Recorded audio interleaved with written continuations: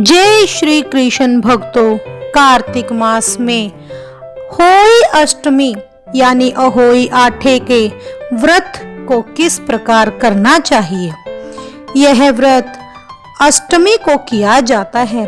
जिस वार को दीपावली होती है, अहोई आठे भी उसी वार की पड़ती है।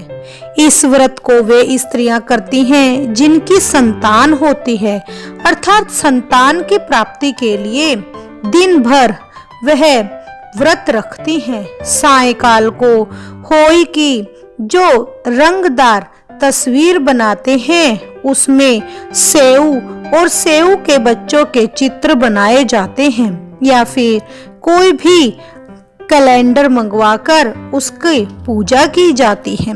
पूजन सूर्यास्त के पश्चात तारों के निकलने पर होता है।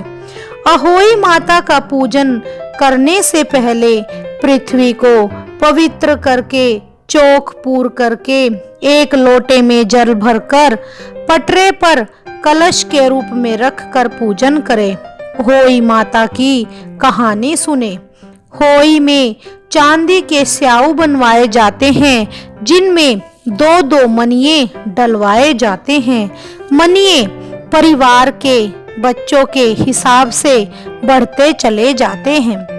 इसमें जो बायना निकाला जाता है, उसमें हलवा और रुपए रखकर दिए जाते हैं। 7 दाने गेहूं के हाथ में लेकर और गले में होई के डालकर अहोई माता की कहानी सुने। बायना जो निकाल कर रखते हैं, उसे सासू माता को चरण स्पर्श करके देते हैं।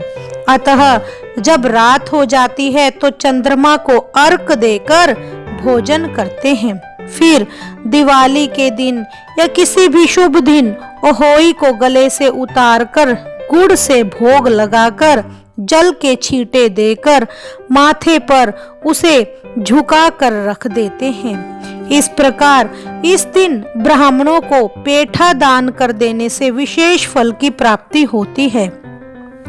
अहोई माता की कथा। बोलिए अहोई माता की जय।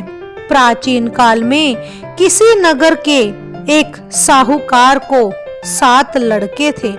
दिवाली से पहले साहूकार की स्त्री घर की लीपा पोती के लिए मिट्टी लेने को खदान में गई। खदान में कुदाल से जब मिट्टी खोदने लगी तो संयोग से उसी जगह पर सेहे की मांद थी। अचानक उस स्त्री के हाथ से वह कुदाली सेहे के बच्चों को लग गई, जिससे सेहे का बच्चा उसी क्षण मर गया।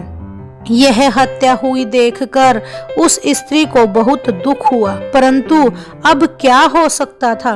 वह स्त्री पश्चाताप करती हुई अपने घर पर आ गई। कुछ दिन के बाद उस स्त्री का लड़का मर गया, फिर दूसरा और तीसरा। इस प्रकार 1 वर्ष में उसके 7 लड़के मर गए। इस पर वह स्त्री रात दिन अत्यंत दुखी होकर रहने लगी। एक दिन उसने अपने पड़ोस की औरतों से रो रो कर कहा कि मैंने जानबूझकर कोई पाप नहीं किया। हाँ, एक बार मैं मिट्टी खोदने को खदान में गई थी। जब मिट्टी खोदने से अचानक मेरी कुदाली से एक सेहे का बच्चा मर गया था। तभी से 1 वर्ष के भीतर भीतर मेरे 7 लड़के मर गए। यह सुनकर उन स्त्रियों ने उसे धीरज बंधाते हुए कहा कि तुमने जो यह बात हम सबको सुनाकर पश्चाताप किया है, इससे तेरा आधा पाप तो नष्ट हो गया, और अब तुम उसी अष्टमी को भगवान की शरण लेकर सेहे और सेहे के बच्चों का चित्र बनाकर उनकी पूजा किया करो और उनसे क्षमा याचना करो। ईश्वर की कृपा से तुम्हारा सारा पाप धुल जाएगा और तुम्हें पहले की तरह से ही पुत्रों की प्राप्ति हो जाएगी।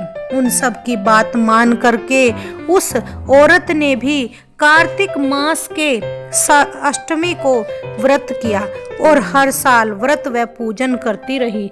फिर उसे ईश्वर की कृपा से 7 पुत्र प्राप्त हुए। तभी से इस व्रत की परंपरा चली आ रही है। हे स्याहू माता, जिस प्रकार आपने उसके बच्चों की रक्षा की, उसी तरह हे स्याहू माता आप हमारे बच्चों की भी रक्षा करना। बोलिए स्याहू माता की जय। अब आप अहोई माता की दूसरी कथा भी जरूर सुने। प्राचीन काल में झांसी के पास में ही दतिया नामक नगर में चंद्रभान नामक एक साहूकार रहता था। उसकी चंद्रिका बहुत ही सुंदर सर्वगुण संपन्न पत्नी थी। उसके कई पुत्र व पुत्रियां थे, परंतु वे सभी बाल अवस्था में ही मृत्यु को प्राप्त हो गए।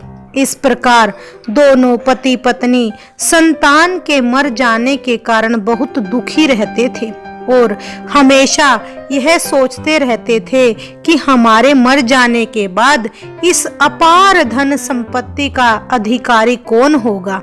एक दिन उन दोनों ने निश्चय कर लिया कि इस समस्त धन संपत्ति को त्याग कर कहीं वन में चलकर भजन कीर्तन करें।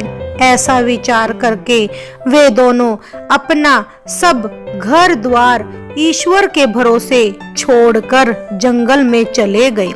जब चलते चलते थक गए तो कुछ देर विश्राम करते और फिर चल पड़ते।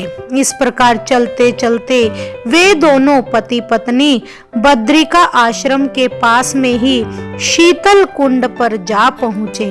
वहां पहुंचकर उन दोनों ने खान पान आदि सब त्याग दिया और बिना भोजन के ही अपने प्राणों को त्याग देने का निश्चय कर लिया। इस तरह बिना भोजन के बिना जल पान के 7 दिन बीत गए। तब 7वें दिन आकाशवाणी हुई कि तुम दोनों प्राणी अपने प्राण मत त्यागो। यह सब दुख तुम्हें पहले जन्म से ही भोगना पड़ रहा है। अब तुम अपनी स्त्री से अहोई अष्टमी, जो कार्तिक मास के कृष्ण पक्ष में आती है, उसी अष्टमी को अहोई माता का व्रत और पूजन कराओ। तब अहोई नामक देवी प्रसन्न होकर तुम्हें साक्षात दर्शन देगी। तब तुम उससे अपने पुत्रों की लंबी आयु मांग लेना और व्रत के दिन तुम रात्रि को राधा कुंड में जरूर स्नान करना।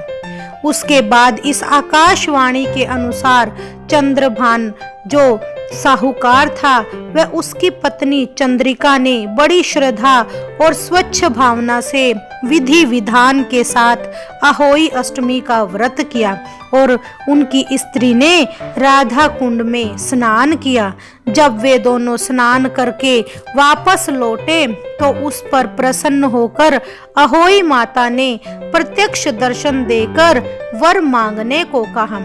तब साहूकार की पत्नी ने हाथ जोड़कर कहा कि हे माता, मेरे बच्चे कम आयु में ही मृत्यु को प्राप्त हो जाते हैं, सो आप बच्चों को लंबी आयु होने का वरदान देकर मुझ पर कृपा कीजिए।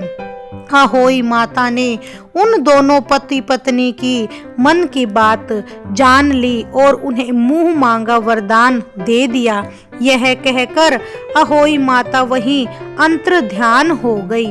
इसके बाद साहूकार चंद्रभान और साहूकारनी चंद्रिका लौटकर अपने घर पर आ गए और माता की कृपा से कुछ दिनों के बाद पुत्रवान हो गए। गुणवान बुद्धिमान पुत्र पाकर दोनों आनंद पूर्वक रहने लगे। अहोई माता की कृपा से इस लोक के सुख भोग कर बैकुंठ को चले गए। हे अहोई माता, जिस प्रकार आपने साहूकार और साहूकारनी की संतान देकर उनकी रक्षा की, उसी प्रकार हे अहोई माता, हम सब कथा कहने सुनने वालों पर, व्रत करने वाली सौभाग्यवती स्त्रियों पर व सभी माताओं पर अपनी कृपा दृष्टि इसी प्रकार बनाए रखना। बोलिए अहोई माता की जय हो।